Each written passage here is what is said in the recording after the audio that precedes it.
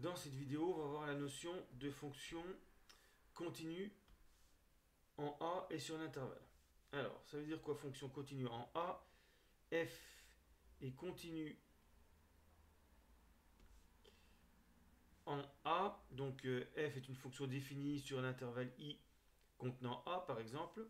On dira que f est continue en A si la limite quand x tend vers A de f de x égale f de A.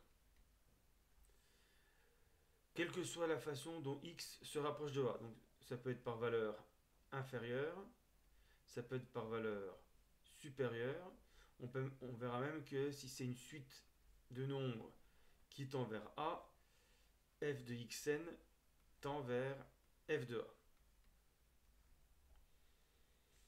Alors, graphiquement, ça veut dire quoi?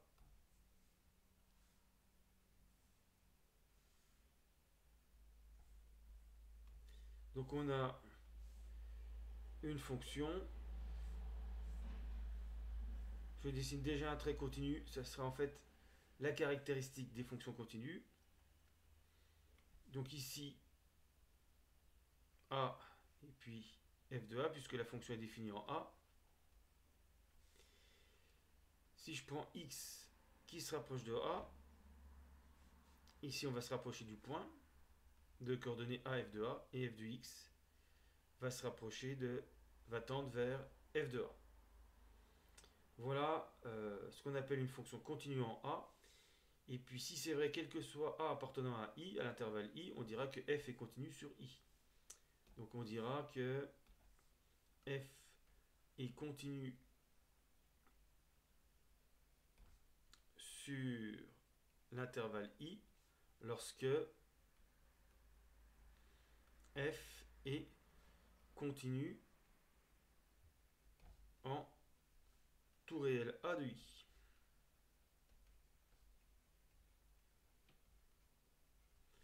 Et donc ici, par exemple, si c'est vrai sur tout l'intervalle que j'assure I,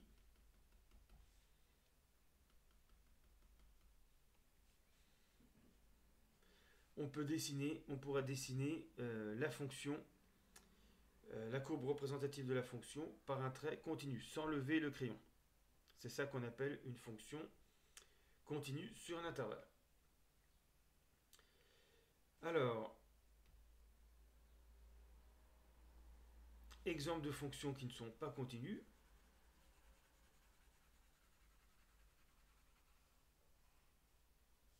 C'est presque plus intéressant.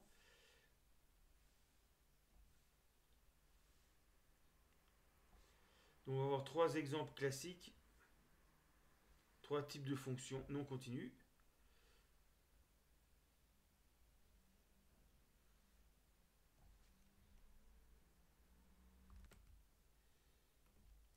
Alors, premier exemple, donc on a une fonction qui est définie en A.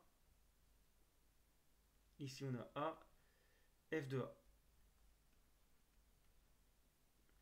Mais là on a une discontinuité, puisque donc si on fait limite quand x tend vers A-, donc en partant d'ici, x se rapproche de A par valeur inférieure, on a bien f de x qui tend vers f de A.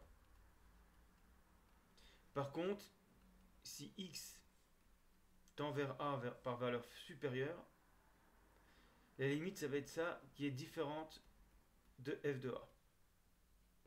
Et donc, la limite quand x tend vers A de f de x, on ne peut pas dire que c'est f de A. C'est vrai à gauche, c'est pas vrai à droite. Donc, cette fonction est discontinue en A. Ici, il n'y a pas ce type de discontinuité. Simplement, la fonction n'est pas définie en A. On dira simplement que limite quand x tend vers A de f de x égale L.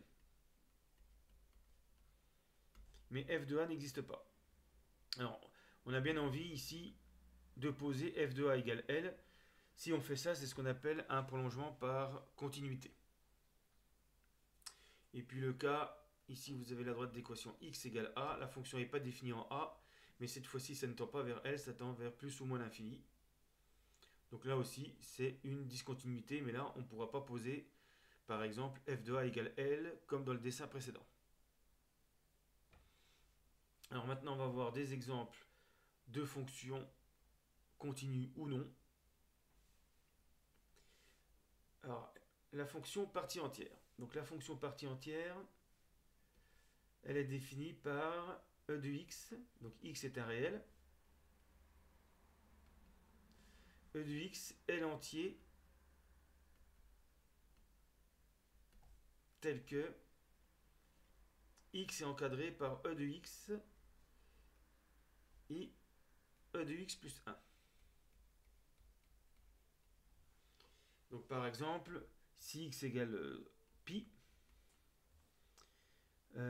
pi est encadré par l'entier 3 et 4. Par les entiers 3 et 4. Il n'y a pas d'autre manière de faire. Si je prends moins pi, c'est encadré par moins 4 et moins 3. Donc la partie entière de pi, c'est 3. Donc pour les positifs, c'est simple. On supprime la partie décimale, mais ça n'est plus vrai pour les négatifs.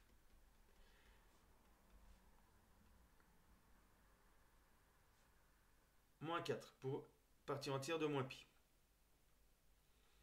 Alors graphiquement, ça donne quoi? Donc, si x par exemple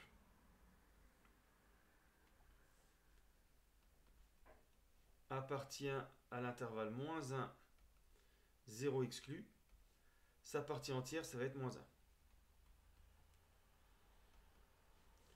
Si x appartient à 1 inclus, 2 exclu, la partie entière de x, ça va être 1. Si x appartient à 0, 1 exclu, la partie entière de x, ça va être 0, etc. Donc, on peut dire que la partie entière est constante sur l'intervalle 0,1, sur l'intervalle moins 1, 0, sur l'intervalle 1, 2. Ce qui va nous donner une courbe en escalier.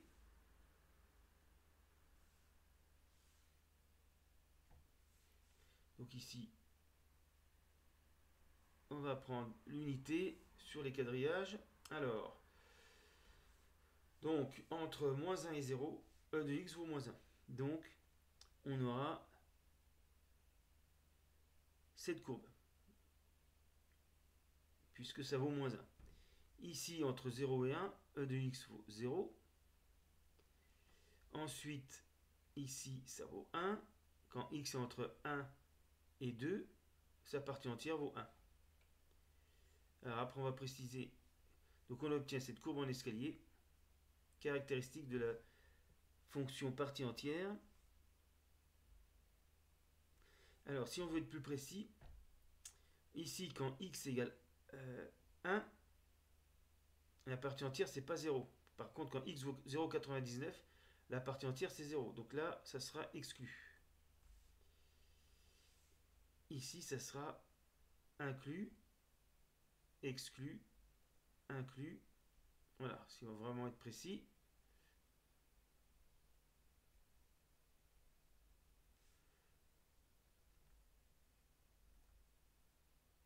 Donc par exemple, graphiquement, partie entière de... Donc là, c'est 0, 1, 1, 2. Partie entière de 1,5, on remonte et on trouve 1. Par contre, partie entière de 2, c'est pas ce segment-là, c'est celui d'au-dessus, c'est 2, etc.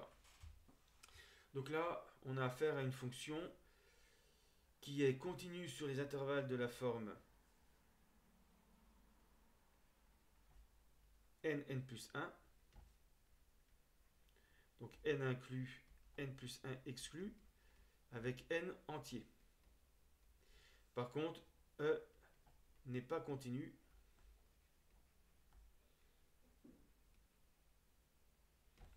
En n, quel que soit n entier. Donc voilà un exemple de fonction discontinue. Alors, exercice, étudier la continuité et la dérivabilité de la fonction f définie sur R par f de x égale x moins 5 si x est plus petit que 7, f de x égale moins x plus 9 si x est plus grand que 7, f de 7 égale 2.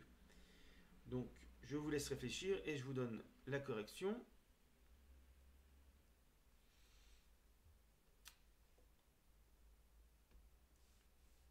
Alors, On va tracer déjà la courbe, on va mieux comprendre.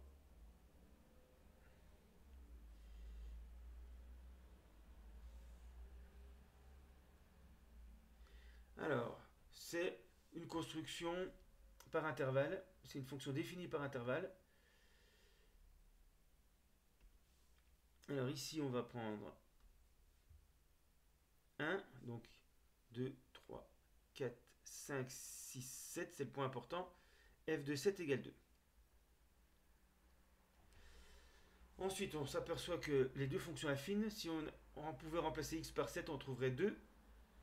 Donc, les deux morceaux vont passer par le point 7, 2. Par exemple, pour x égale 0, ça fait moins 5. Donc, on va avoir ce morceau. Donc, voilà la partie quand x est plus petit que 7. F de x égale x moins 5. Et puis, la partie moins x plus 9 quand x est plus grand que 7. Donc, moins x plus 9. Par exemple, pour x égale 9, ça fait 0. Donc, ça passe par 9, 0 ici.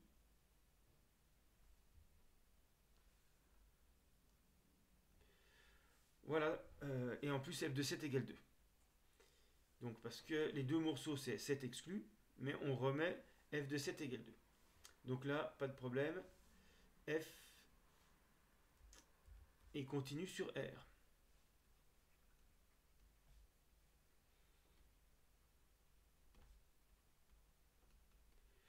Par contre, on s'aperçoit que si on regarde les tangentes, la dérivabilité c'est lié à la notion de tangente. Ici, en ce point-là, on a une tangente à gauche qui est différente de la tangente en droite. Elles n'ont pas le même coefficient directeur. Ici, coefficient directeur de la droite est confondue avec sa tangente. À gauche, on a f' de 7 qui vaut 1. Donc je vais mettre G pour dire que c'est à gauche. C'est une demi-tangente. Et puis à droite, on a un nombre dérivé qui vaut moins 1. Puisque la tangente est confondue avec la droite. C'est pas la peine de dériver la fonction. Et comme les deux nombres sont différents, à gauche et à droite, c'est pas la même tangente. On dit que f n'est pas dérivable en 7.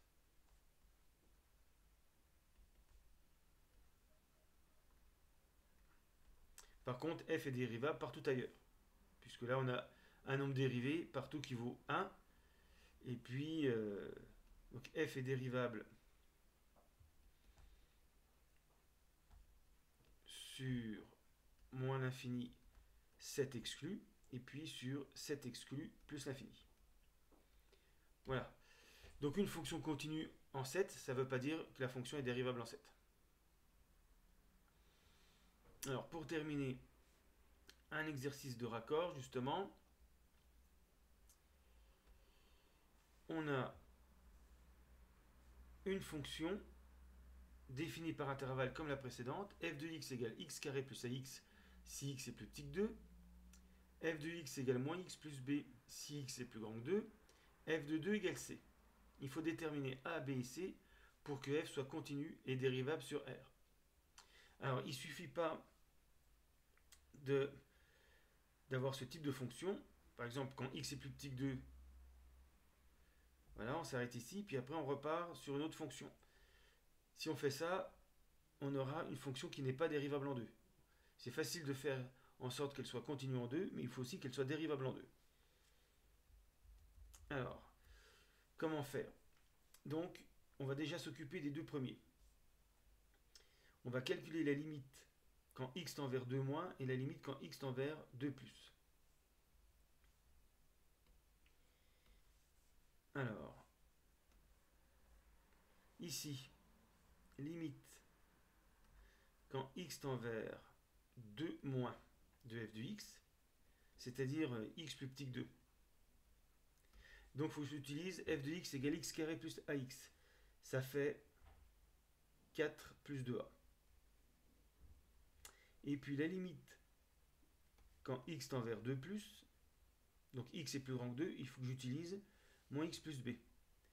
Donc de f de x, je vais remplacer x par 2, ça fait moins 2 plus b. Et donc j'ai déjà, pour qu'elle soit continue, il faut que les deux limites soient égales. Donc j'ai déjà 4 plus 2a égale moins 2 plus b. Et en plus, il faut que ça soit égal à f de 2, qui vaut c.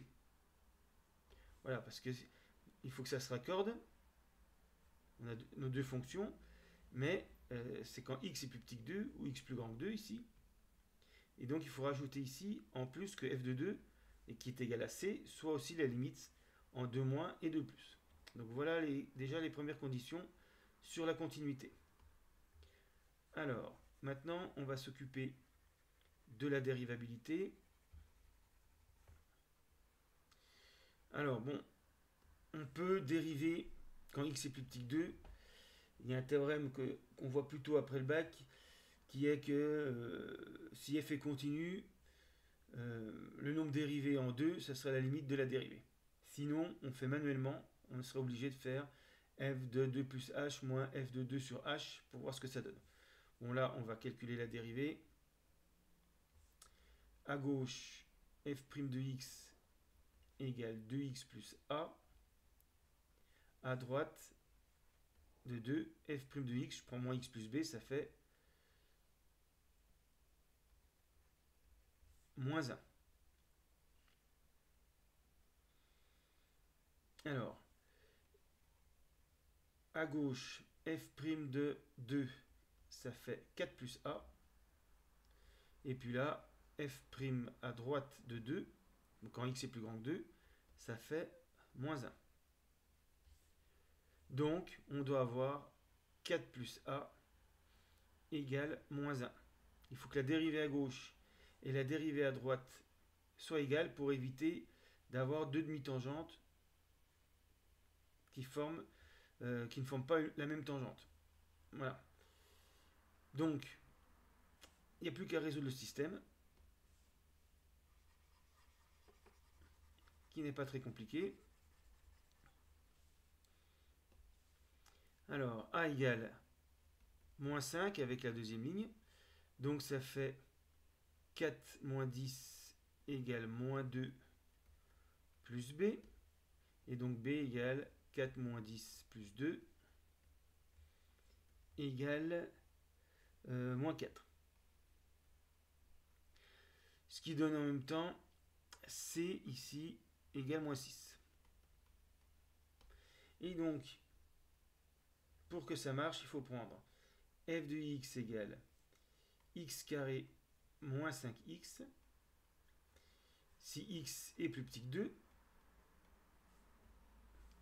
f de x égale moins x moins 4 si x est plus grand que 2. Et f de 2 égale moins 6. Donc effectivement, si on remplace x par 2 à gauche et à droite, on va retrouver 4 moins 10 moins 6, moins 2 moins 4 moins 6. Ça se raccorde. Et en plus, non seulement ça se raccorde, mais de façon à ce que la tangente en 2, que la fonction soit dérivable en 2, c'est-à-dire qu'il y ait une seule tangente en 2 moins et en 2 plus, c'est la même tangente. On va vérifier avec GeoGebra.